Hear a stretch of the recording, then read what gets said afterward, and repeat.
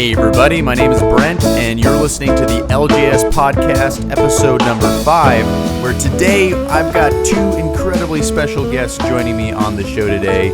We've got bassist Wallace Stelzer and drummer Diego Maldonado. Both of these guys are two of my favorite jazz musicians to play with in New York City, and I'm so happy to have them on the show. We have a great discussion in store for you, so you're going to want to hear all this. We're going to be talking about an assortment of things, such as how to play well with others, playing in a jazz group and doing that well. We've got some gig etiquette tips for you, some practice tips for you, so you're going to want to stick around for this. And all the music today on the show is by Wallace Stelzer and his band International Pat Down from his album First Flight. So if you want to check out that music and you like the music, you want to buy the album, go to cdbaby.com and just type in International Pat Down and you'll find that album there. And we also have an incredibly awesome treat for you at the end of the show today. We have an exclusive track from Diego Maldonado's new EP that's coming up, and you're going to want to hear that. This is the first time anybody has heard this track, so you're going to be the first. That's at the end of the show, so please stick around to the end of the show, hear this track from Diego Maldonado's upcoming EP. And before we go ahead and get the show started, I just want to say that if you find value in this podcast, consider adding value back. This podcast is 100% supported by you, our listeners, and we are dedicated to keeping this podcast ad-free. So if you like this podcast, if you get some value out of it, consider supporting us. If you're listening to this podcast on the website, we have a support button below the player. You can click support and add a donation. And if you're listening to this outside of the website, you can go to learnjazzstandards.com/support and send us a donation there. Okay, without further ado, let's get on Wallace Stelzer and Diego Maldonado.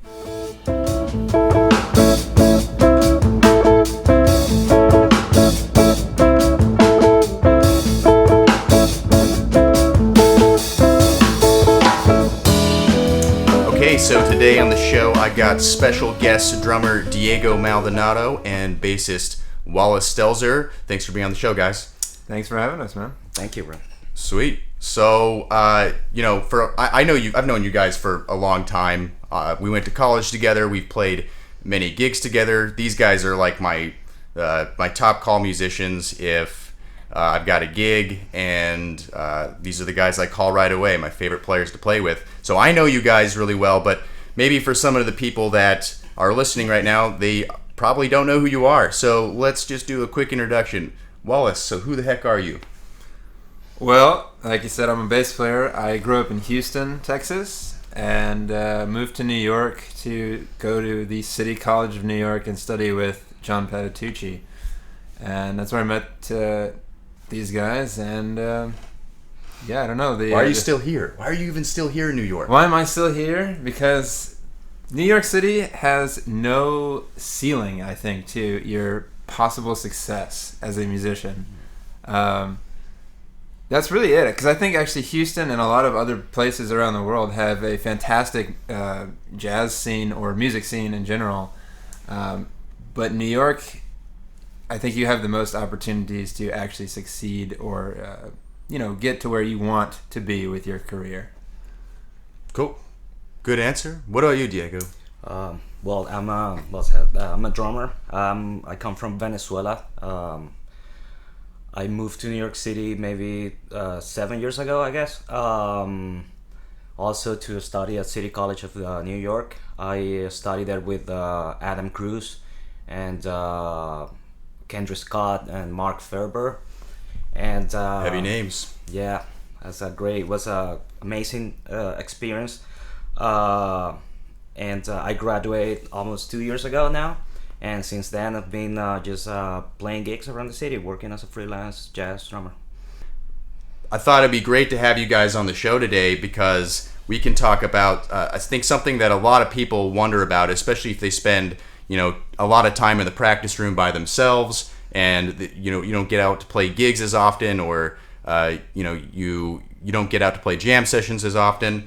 And so that's the concept of how to play in a jazz group, because it's not as easy as it sounds, Absolutely. Improvising with each other and, listening to each other. I mean, there's so many things when you're playing with a group that you have to worry about and think about.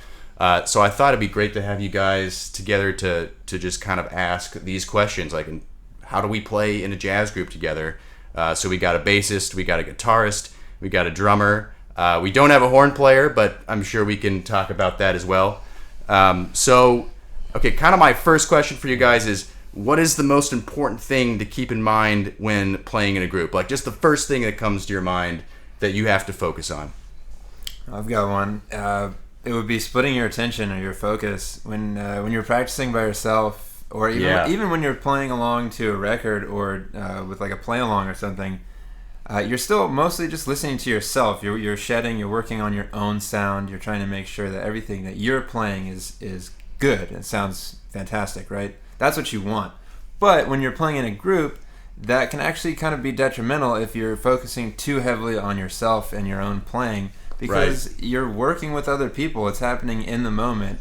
Jazz is an interactive art form, and if you're not interacting with the other people around you, the other musicians, you're not really I don't think playing jazz the way that it's kind of meant to be played. But how do you do that? Because it's hard to split your focus. It certainly is. I mean, because you'll be like playing. I do this all the time when I'm playing. I'm like focusing. Let's say I'm comping. I'm accompanying somebody, and I sometimes I'll even catch myself. Wait a second, am I even listening to what the soloist is playing right now? Yeah, and absolutely. I'll be, because I'm focusing on what I'm playing, and it's hard to how do you do that? How do you split your attention between yourself and what you're playing, and making sure you're playing things right, you're in the right spot in the song, all these things, and what the soloist or the other musicians in the band are playing? I think something that I've always thought about is like, you need to practice how to comp.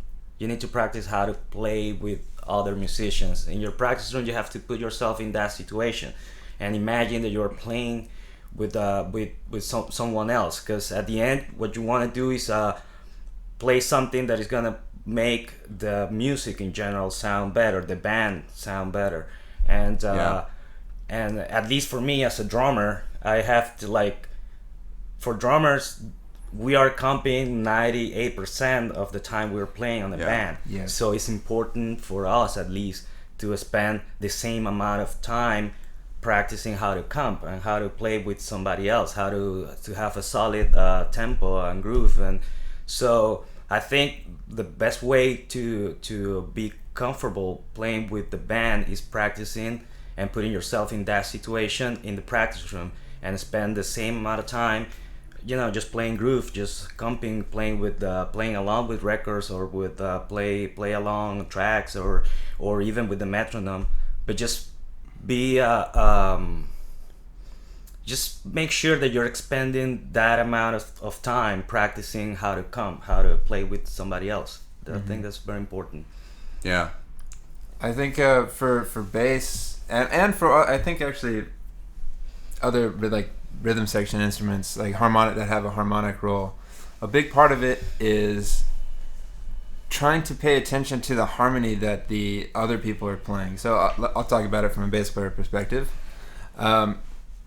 You do want to be focusing on what you're playing, because at the end of the day, if you are not playing something well, then that's a problem.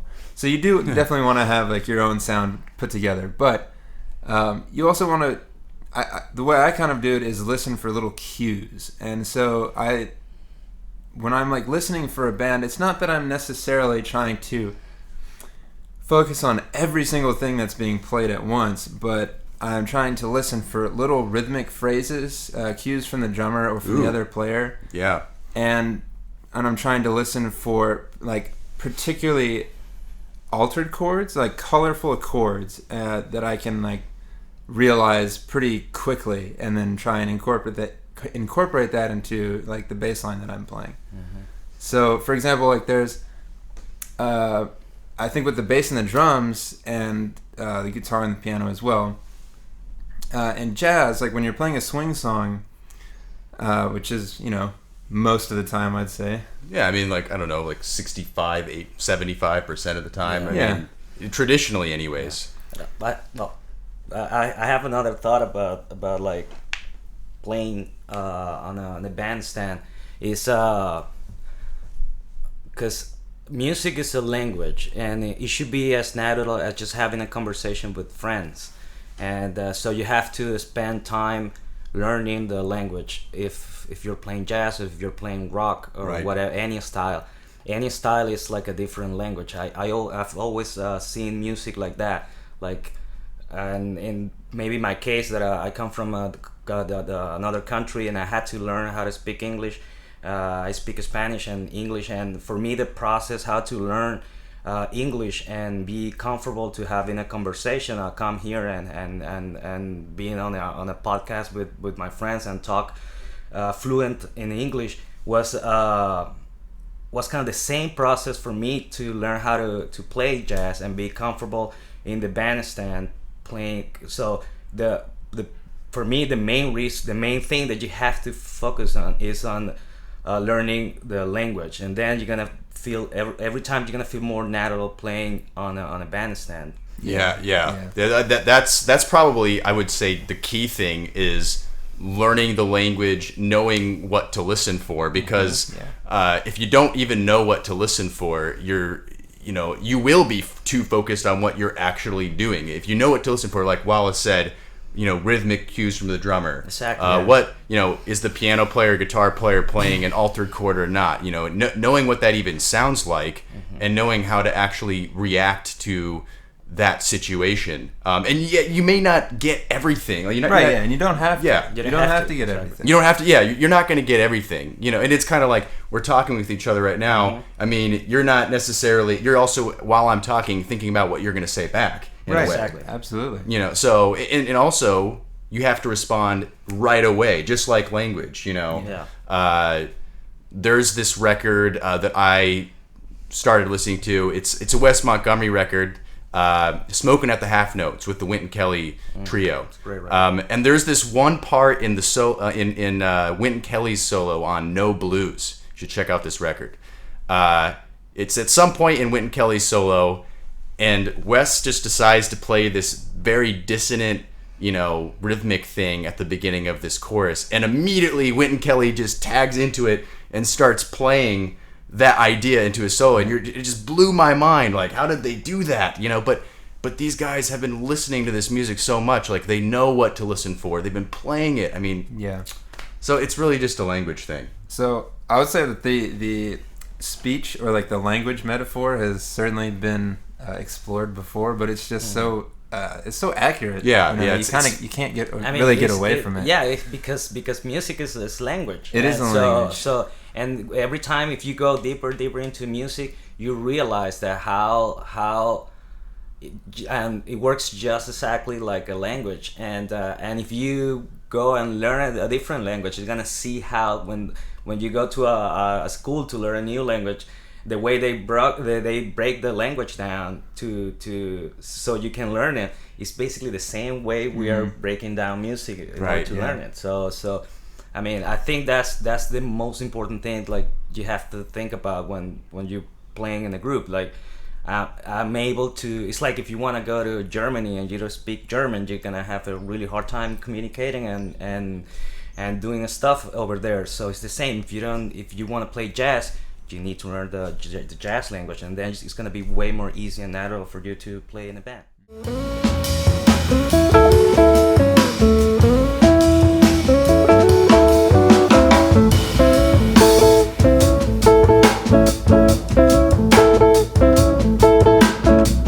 So I have a question.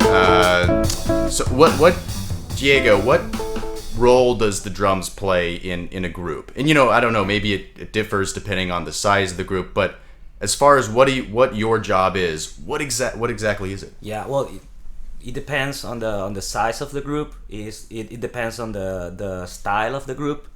But now that since we're talking about jazz here, I would say on a jazz setting, I think the first thing that you have to cover is having a relaxed and solid time.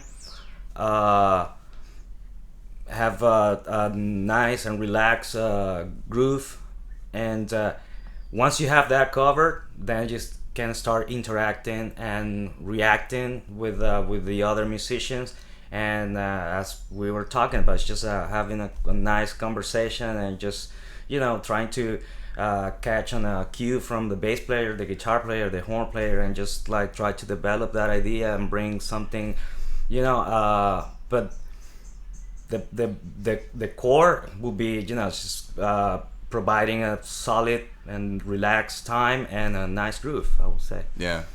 Also, I think this is a personal preference, but I would say probably 80% or so of my favorite drummers also have one other skill I think is really important for playing jazz, which is the ability to play with intensity and energy while playing quietly. Oh yeah. There's, like I said, there's a few drummers that they play loud all the time, and I still love them because they just have so much energy and they feel so good. Yeah. But I'd say the vast majority of the drummers that I really, really like to play with and that I like to listen to can play amazingly and play at a very low volume level.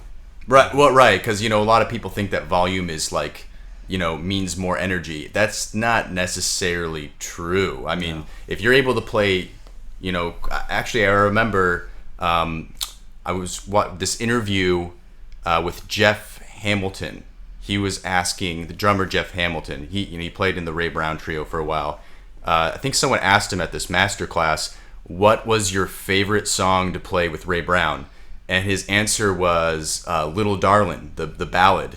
And he said it was the most energy he felt in the band when they were playing that ballad. But he's on brushes the whole time. Mm-hmm.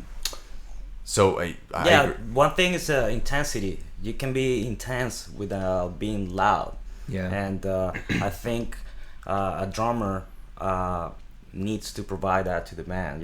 Like brings us those intense moments. I think most of the time are provided by obviously, because we create a different kind of tension. So sometimes when you mix both, like if you have a horn solo and he's going super out and creating all these dissonance, I can't create rhythmic tension.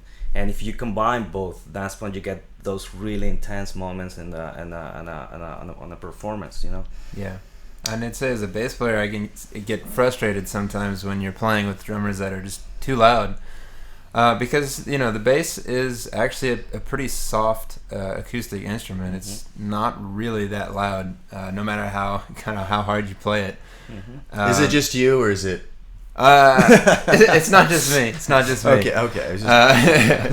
No, you can turn up your amplifier and stuff, but really the acoustic properties of the instrument are limited. So as compared to say like a saxophone or the drum set or even an electric guitar or something.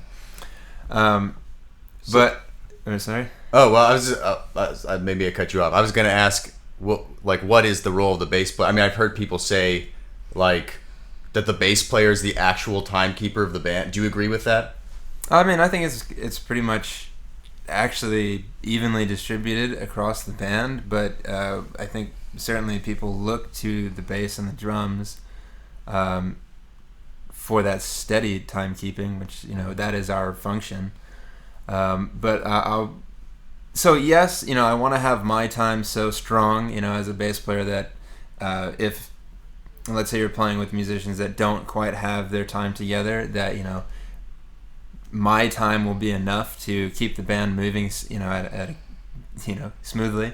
Mm-hmm. Yeah. But I truly do believe that basically everybody playing, anybody who is playing, is responsible equally for the time. Yeah.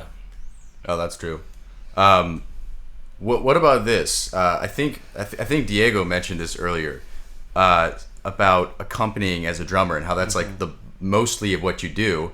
And I would say, as a accompaniment, like as a guitar player, and I think I can speak for piano players as well, that is a huge important thing that we do, is accompany. And so do you guys think that, like you said, how everybody's responsible for the rhythm, is everybody responsible as accompanist for the band at one point in time while everybody's playing? Does that make sense? I think so. I mean, we have to, right? I mean, where the rhythm section is responsible for providing context for the melody and the soloist, right? So I think it's a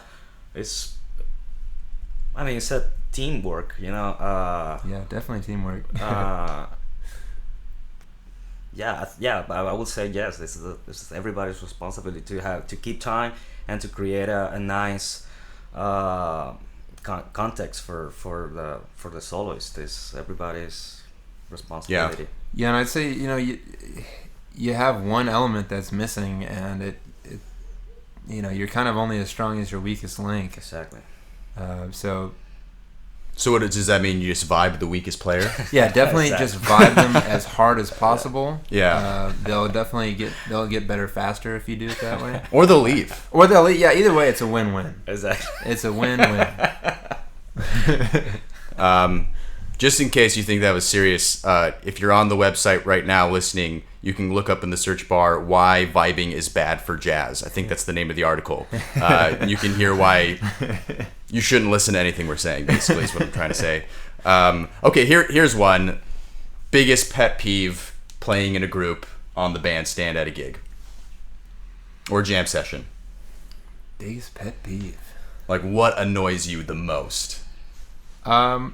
I think actually one of the things that frustrates me the most is when you get up to play like with new players or some people that you haven't played with before, and you try and figure out what song you're gonna play, and the notorious everybody deathly silence at the end of a song. It's just absolutely brutal, and I think it's so easy to just go through several tunes.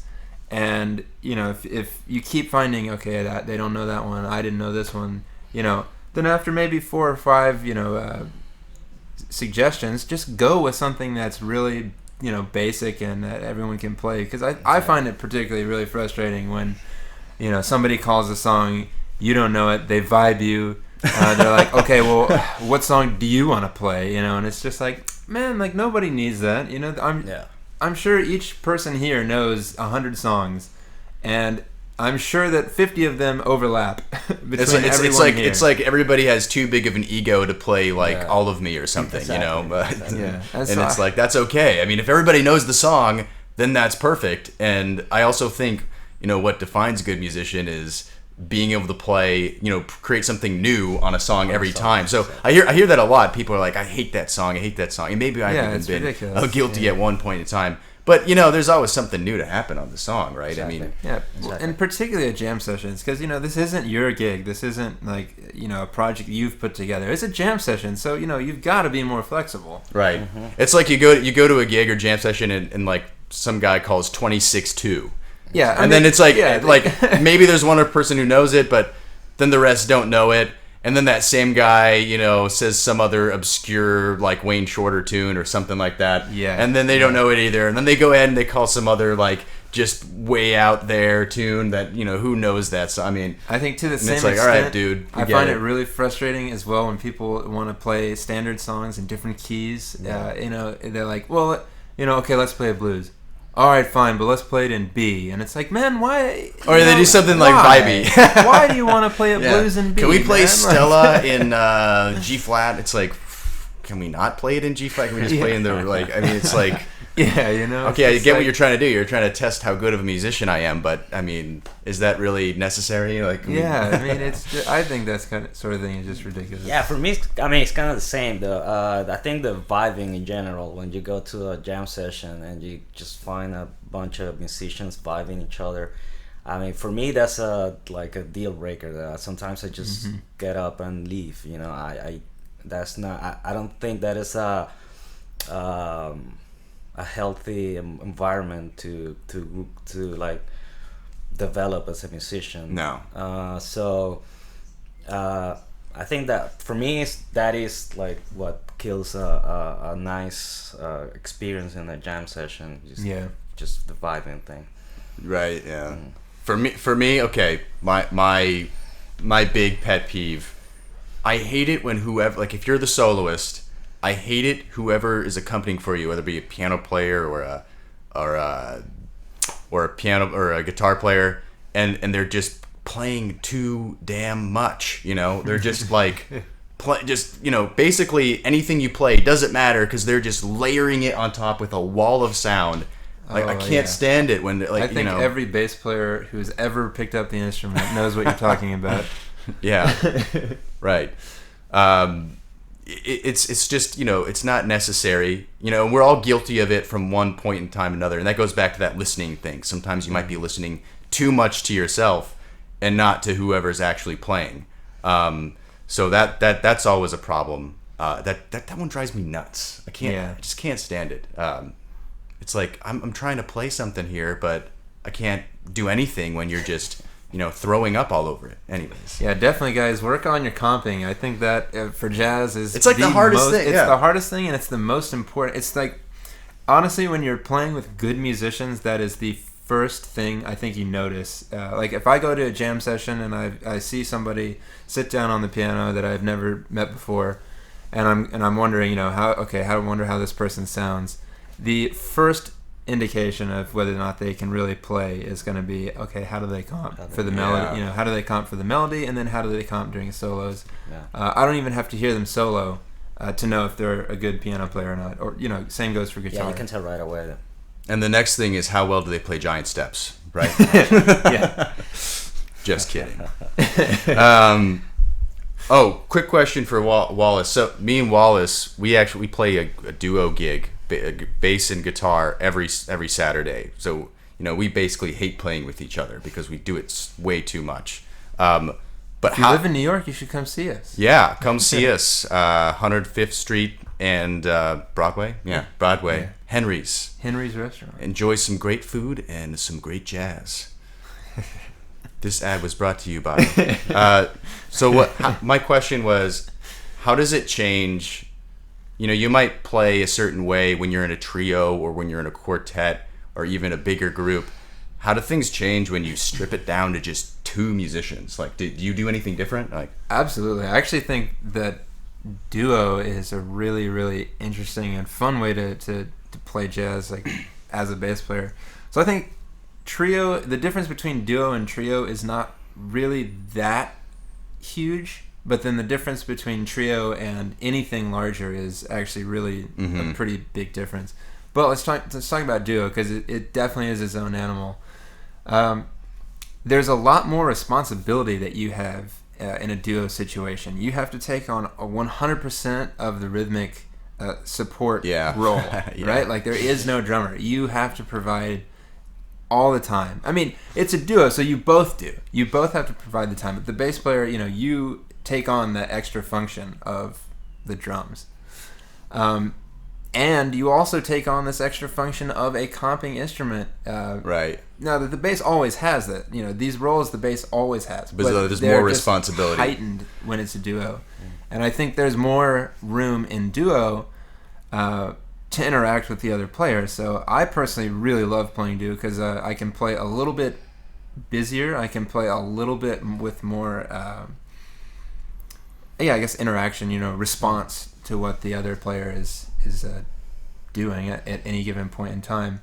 But it's difficult because you have to make sure that you don't, if you do something crazy, I know when we play, every once in a while I'll do some weird little thing with the time. I'll do like a modulation, or I'll do a weird phrase that I'll do like a couple of 3-note phrases or something instead of a normal 4-note. Throw me under the bus. And every once in a while it's like, oh man, that definitely totally threw off Brent or whoever I'm playing with. I need to make sure not to do that, or do it better. Do it in a way that benefits the music and doesn't kind of confuse the other player.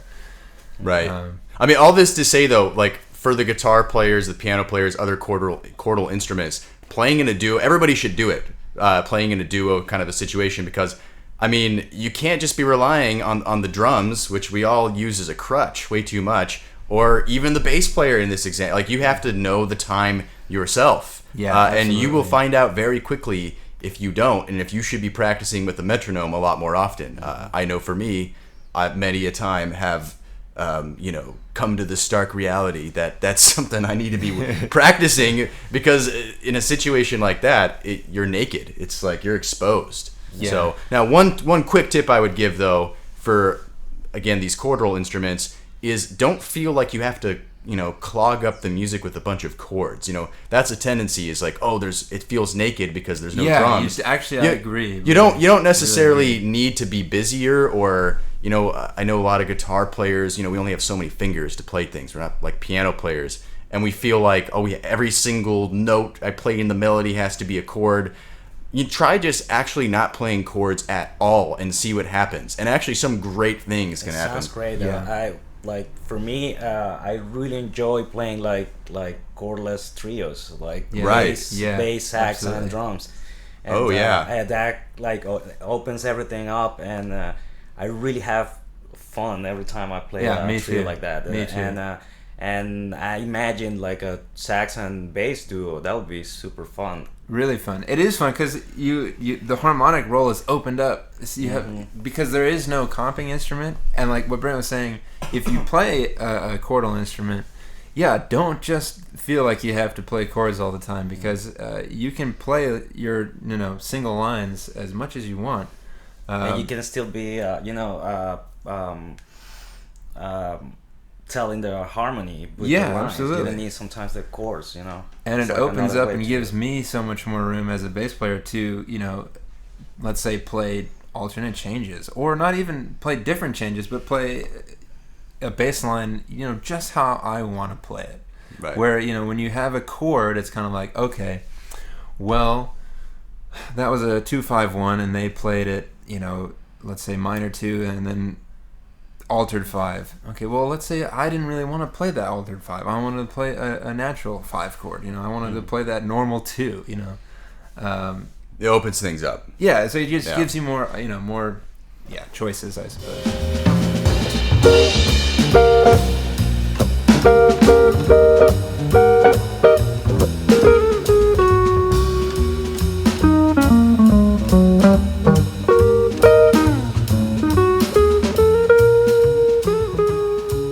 Okay, so we just talked a lot about how to actually play in a jazz group, whatever the scenario may be. What about gig etiquette, like the actual job side of it? Is there any particular behavior you think is appropriate or inappropriate on the bandstand? Be on time. That's important. What did you say, Wallace? You say be on time? I said be on time. That is the thing I struggle with the absolute most. Right. Moving to New York, that was the biggest challenge for me, was making sure I was at a gig early enough to get set up and not make my band members freak out and have a heart attack. I was going to send you late. 10 texts in 5 minutes, 1 minute. That is, I think, rule number 1: be on time. Yeah. Dress properly. That's important thing, and even more here in New York City. Sometimes you get to play in a lot of really fancy clubs or parties, and you have to have a nice suit and a nice tie and be ready to use it. Don't show up to a cocktail hour in a white t-shirt with jeans, that's just you're gonna lose the gig for the rest of everybody else if you do that. And listen, we all know people that have done that before, so it's not like it's an unheard of thing.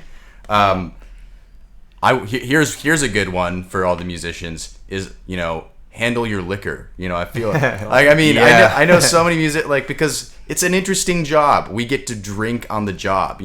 Pretty much every gig I've ever played, you usually get at least a couple drinks on the house. Actually, okay, I got a really funny story. I have to share this story. I may have told you guys this story before, but everybody listening doesn't know this story. I was playing this gig in Seattle once, and it was a late night gig at this bar, and it was a crazy busy bar and all this stuff. Anyways, the bass player, and by the way, all my Seattle friends who are listening, you do not know these people. Don't worry, I'm not talking about you.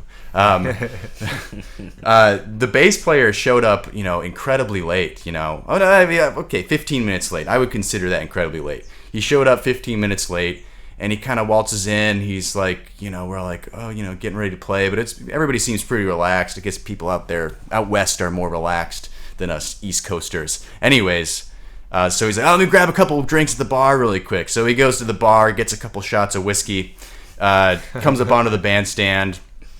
First set goes pretty well.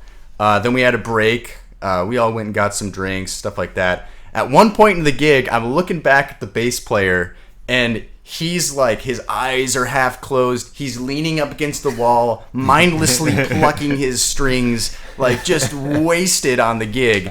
I guess it worked for the situation because everybody in the bar was sufficiently drunk as well, it seemed, and cheering at a jazz show. Of all shows, people were cheering loudly. It was bizarre. It was a bizarre night. Needless to say, watch your liquor. Be responsible. Drink. Have a few drinks. Whatever's good for you, but don't drink too much. It's just really unprofessional. Yeah. In fact, I used to have this regular gig in Houston that was at a pretty nice restaurant, and we would get. So the band basically had a tab, I suppose, that we could use to purchase drinks and food, and unfortunately, I think they had music 2 or 3 nights a week, and so one of the guys at one of the other nights apparently had a real bad experience there, got way too drunk and caused some trouble for the restaurant, and so they decided to take away the whole tab altogether for all the bands. So that's a drag. Don't do that. Don't be that guy. Let us all just drink responsibly, enjoy ourselves, drink after the gig.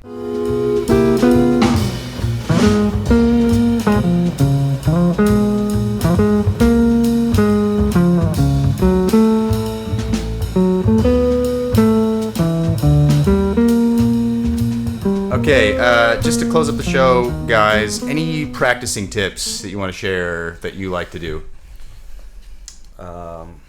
Well, the metronome is super important. Practice with the metronome. As I said before, just try to put yourself on like real musical situations when you're practicing. Whatever you're practicing, try to make the exercise musical and something that you can actually use while you're performing. I think that's very, very important to do. Yeah. I guess for me, I'd rather give advice on more how to practice than what to practice, because I think with practicing, the kind of the two biggest factors to consider are consistency and quality of practice. So what that means for me is I try and practice every day, and when I do, I'm not so much interested in trying to practice 5 hours a day like that. Let's be honest, you can't do that and make a living. You don't have that kind of time usually. So it's more about how can I try and have really quality practice and in an hour or in 2 hours, And so what that meant for me is I would take an index card and I would write out my little practice schedule, and I would focus on little exercises that I had that would focus on some aspect of my playing, and I would work on each of those for no more than 10 minutes, because I figured 10 minutes was my absolute maximum amount of time that I could really focus on practicing. So it's like, okay, you want to practice your scales, well, practice 1 or 2 scales for 10 minutes, because after about 10 minutes, for me, I would start to kind of zone out, and the quality of my practice would go down. Right. So I would work on one thing for like 5 minutes or so, and it's kind of like, okay, if you do 5 minutes every day, that's really focused 5 minutes, and then that 5 minutes, another 5 minutes, another 10 minutes, all of a sudden you've practiced something intensely for an hour and a half, and you do that over and over again every day. That really builds up a lot faster and a lot better than if you spend 30 minutes working on scales a day, but you're only really actually getting 5 or 10 minutes of quality practice. I think it's important also to leave some time to actually have fun with the instrument. Absolutely, definitely. Because That's a good one. that's how you started. That's why you start playing the Yeah. instrument, because you want to just play in a band with friends and go to parties and get the girls and whatever. But and you need to remind yourself that all the time. Yeah, totally. That's why you became a musician, and so you have to leave sometimes. Maybe if you don't have the time to practice 2-3 hours every day, at least once a week or twice a week, at least 15, half an hour just to play whatever you want and have some fun. Mm-hmm. Absolutely. For me, if you listen to episode 4 of this podcast, I talk about 3 things that every jazz musician should practice. And so if you haven't checked out that episode. Those are things that I really stand by that every jazz musician should practice. But I believe in episode 1 of this podcast, I talk about 4 habits to better practicing, and that's a little bit more on the lines of what Wallace was talking about. And I would say the number one thing is write down your goals. Start with your big goals that you have for your playing. Think big. Where do I want to be in the next year or 2? What do I want to sound like? What do I want to accomplish? And once you've established those big goals for your playing, go ahead and bring it down to smaller goals. And what do I need to get done this week to end up getting to this goal at the end of the month? I think if you set goals for yourself, and it's been proven time and time again, study after study, you set goals for yourself, and especially if you write them down, you're just going to be more successful in general. And so if you set yourself up that way, your practice sessions you're going to get a lot more out of them by doing that. So, Yeah. Okay, guys. Well, that's all we have time for today. I want to thank you, Diego, Wallace. Thanks so much for being on the show today. We appreciate having you guys. Man, my pleasure. Yeah, my pleasure, man. Thanks for having us.